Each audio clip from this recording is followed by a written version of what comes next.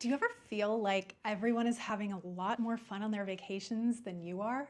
Maybe you hear about friends doing all of this amazing stuff on vacation, and you're like, how do they think to do that?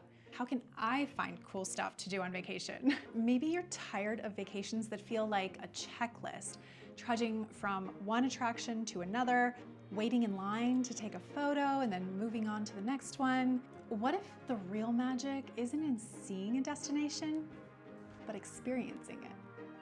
Today, I'm sharing the 5 types of travel experiences that turn boring vacations into the stories you'll tell forever.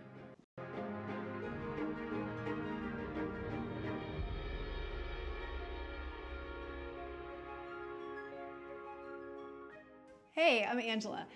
I moved from the US to Europe 6 years ago, and for a while, I thought travel meant ticking all of the sightseeing boxes. Famous monuments, historic churches, popular museums. After these, I'd wander around, soaking up the vibe, and still go home, feeling flat.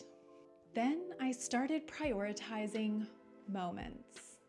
Guided tours, cooking lessons, and outdoor excursions. My trips began to feel connected, stimulating, and unforgettable. That's why I started my blog, Notes from Europe, to help other thoughtful travelers skip the stress and get to the good part of traveling throughout Europe. Today, we're diving into the beating heart of your trip, the experiences that make it truly yours. Here's the framework that I use to think about the wide array of experiences that are available throughout Europe. Discovery experiences help you understand the history, culture, and context of the place you're visiting. They're perfect for curious travelers who love learning and want to walk away with a deeper understanding of a destination.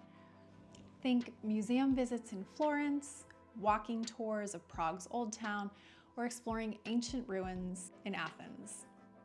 Connection experiences are all about meeting people and engaging with local culture on a personal level.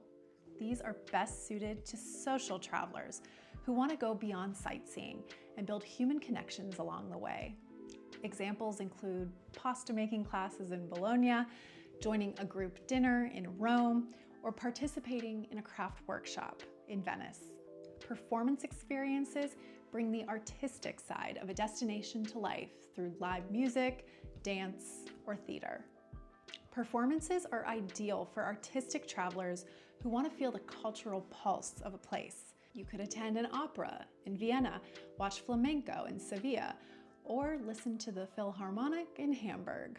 Excursion experiences take you beyond the main city or destination for a deeper regional dive. They're great for inquisitive travelers who love day trips and want to see a mix of highlights and hidden gems. That might mean visiting the Cliffs of Moher from Dublin, wine tasting in the Douro Valley, or taking a boat trip to the islands outside Stockholm. Adventure experiences are all about getting active and engaging with the outdoors. These are a great fit for active travelers who want a bit of adrenaline or scenic immersion. Consider hiking in the Dolomites, kayaking off the Croatian coast, or biking through the lavender fields in Provence.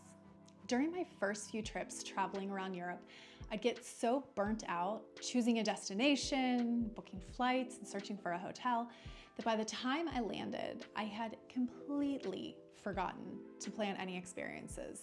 Sure, I would go to the major museums or see the popular tourist attractions, but after those highlights, I would just walk around, hoping that something would catch my attention. I made the mistake of assuming that amazing travel experiences happened by chance alone. The truth is, travel experiences need to be planned just like the other aspects of your trip. When I visited art museums on my own, I left feeling a little disappointed. Sure, I saw famous artwork, but I missed out on the context and history behind those paintings.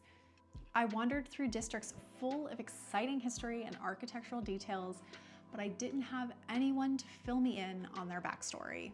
My trips back then were dominated by 2 extremes: overhyped tourist attractions on one hand and bored stretches of time on the other.